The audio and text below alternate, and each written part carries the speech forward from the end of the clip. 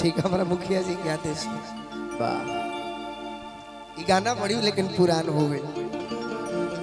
ये बात प्रयास ही है जीवन में कोनो भी गीत आवे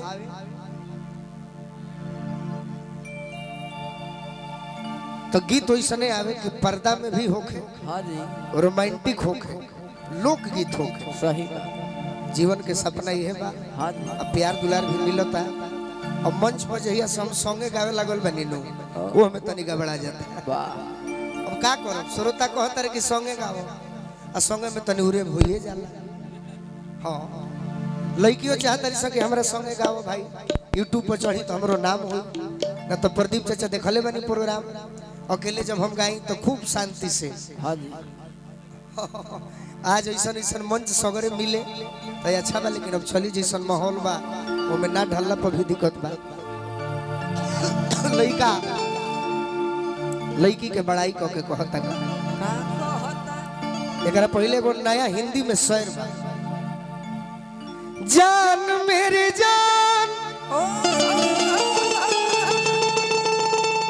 जान मेरे तुम ही हो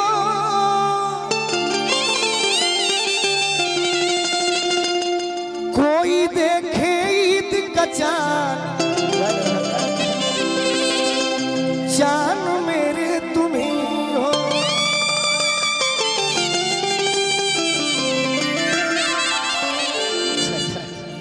यो गा देवे करा बात लइका पागल बा कहता कि देखो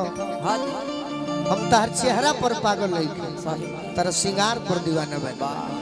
बड़ी पुराना गीत है लेकिन आज भी ये गीत के बड़ाई होला त हमरा खुशी होला ओठवा के ललिया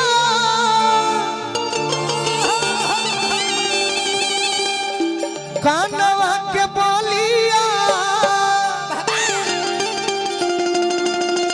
ओखिया के तारा का जारा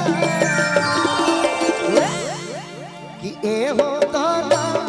पागल बनवाले बा नक के नथुनिया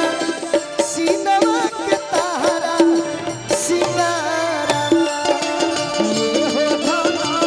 पागल बनवाले बा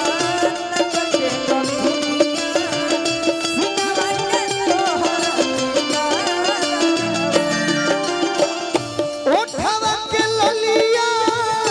कानवा के बोलिया ओखिया के तारा गजारा ओठवा के ललिया कानवा के बोलिया ओखिया के तोहरा ये हो दोना पागल बनवाले बा नक के नथुनिया सीनवा के तारा सिंगारा ये हो दोना पागल बनवाले बा नक के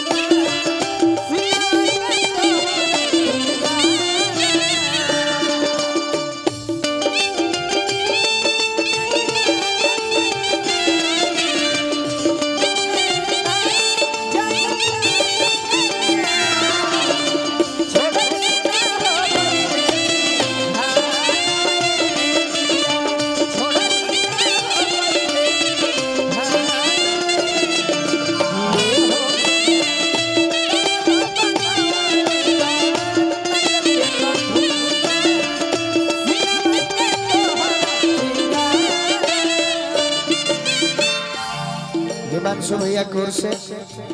जे अरुण चाचा विधायक जी के अति प्रिय बानी मुखिया जी की ओर से हजारों हजार रुपया का आशीर्वाद लइका कहता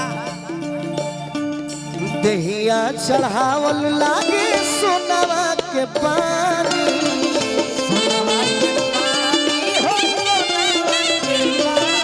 हीरा मोती खानी बावे निखरल जवानी निखरल जवानी हो सलू तो मधियसु चुएला ललैया चांदियस चमके लीलारा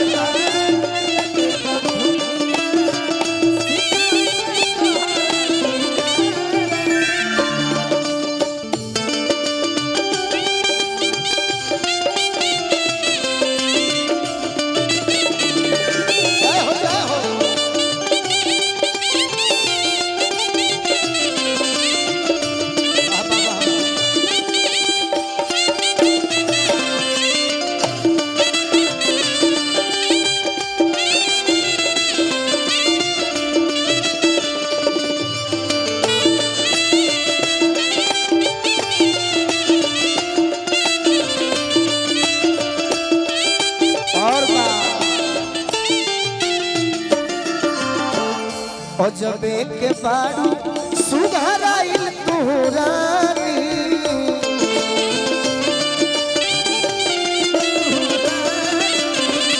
मन करे गोरावा मिली तोहके मानी मन करे गोरावा मिली तोहके मानी कहे बोलू राजा बहिया में आजा दाहजन पटेल के जियारा कहे बोलू राजा बहिया में आजा दाहजन पटेल के जियारा ए हो धन पागल बनवले बा लट के नथुनिया सिनवा के तारा सिया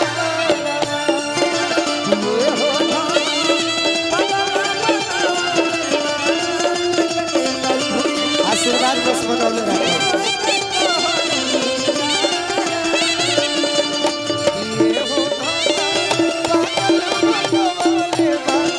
लट के नथुनिया सिनवा के तारा सिंगारा बस अब 10 मिनट बाद